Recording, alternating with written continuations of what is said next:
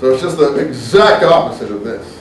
And I've learned that so much is it the opposite that I think one is actually being written against the other, because they're mirror opposites. Now, people who do scroll studies, as you know, and I'm somewhat well known in that field, fortunately or unfortunately, notorious or unnotorious, like to portray me as someone saying the scrolls are Christian, because if you can make your opponent look stupid, then you can easily cut him down. So they like to put me into a cubbyhole and then they can laugh at this. But you see, it's much more complex than that. I don't say the scrolls are Christian at all, but we have to be able to speak. So the scrolls are what Christianity, quote, might have been in Palestine before it went overseas and was Paulinized. That's the position. And the position to know what Christianity, in quotes, was in Palestine, or what the Essenes were, if you prefer, and I think the Essenes and the Proto-Christians are the same group, what the Essenes and the Proto-Christians were, you have to go to documents like the Dead Sea Scrolls. And then the Dead Sea Scrolls have just the opposite of this. Plus, the scrolls would never go into the house of a Roman centurion. So this whole thing is being set up. In my view, the authors are setting it up, because this is not a historical episode. It's a literary episode. We all agree that Tablecloths from Heaven is a literary episode. So that Peter gets a position like Paul to do the Gentile mission, even to Roman centurions. Even the most extreme case, a Roman centurion. Now, was there ever a Roman centurion by the name of Cornelius? Was there ever a Roman centurion by the name of Cornelius? Well, now, if we take Acts as a testimony, our answer is yes. But if we feel that Acts is more literary here, then we might call this symbolic. And I've given you one reason why I think Cornelius, the name, may represent more than we think. Two reasons. One, he's from what regiment? The Italica regiment. That can be translated in some Gospels, which is why you need to go to the Greek, as Italian. But in fact, it isn't Italian in Greek. It's Italica in Spain, the name of this city in Spain the Romans founded in southern Spain, where the future Roman emperors Nerva, Trajan, and Hadrian came from. And to my mind, that's the reason why he's presented as coming from that regiment, to sort of ingratiate these documents to people from that background. I may be wrong, that's just a theory. So that's one thing that makes me worry about how historical this character, there were legionnaires certainly in Caesarea, but was it the Italica regiment? I'd have to do some real digging to find out if it was the Italica regiment. Josephus says they were Syro-Phoenicians, the legionnaires there from Syria. They were really nasty people, and they goaded the Jews to revolt. And as I told you, when Titus destroyed Jerusalem and burned the temple, that was the first unit that he banished from Palestine. Now, they must have been pretty bad if they were even banished by the Roman conqueror from Palestine as people who were hated by the population and had caused tremendous distress to the point of provoking the population to insurgent activity.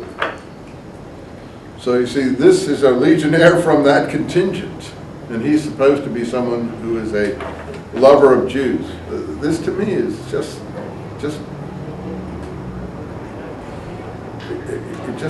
hurtful to me personally. I can't conceive that this is accurate. Now, you maybe think it is. There was such a guy. There's a U.S. Marine captain who loves the Sunni insurgents. Please find him for me. I want to meet him. And who gives liberally to Sunni insurgent causes, gives to Islamic charities, and his charities, and is well spoken of by the whole Jewish people. That flies in a non-Palestinian environment. You see, Rome, Hellenistic, but so anyway, we've been through all this.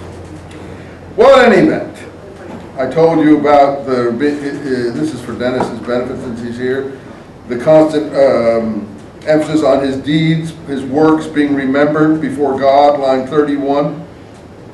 After Cornelius was fasting for, I think, 4 days. He's a Roman centurion who's fasting. And in the Damascus document, it says, and a book of remembrance would be written out for God-fearers. at the end of the Damascus document. That's what the exhortation says. You haven't seen that document. It's in the Dead Sea Scrolls, the most important document. To me, all those references to his deeds were remembered before God relates to those kind of passages in the Damascus document. And the God-fearers in the Damascus document of Qumran are a contingent of Gentile believers who are attached to the community of the Dead Sea Scrolls, which to my mind parallels this early Christian community, but is the opposite side of the coin. Law, purity-minded, and separating holy from profane, extremely purity conscious. So, Peter says in 35, so in every nation, he who fears God, there's the God-fearer language, and works righteousness is acceptable to him. So we have the new position of the early church now. It's not come into the covenant first and then you can have these promises, but anyone who is a God-fearer, so this is directed at God-fearers, and you have to know that God-fear is the going parlance for people associated with the synagogues around the Mediterranean who have come into the so-called Jewish orbit, but are at kind of an associated status still.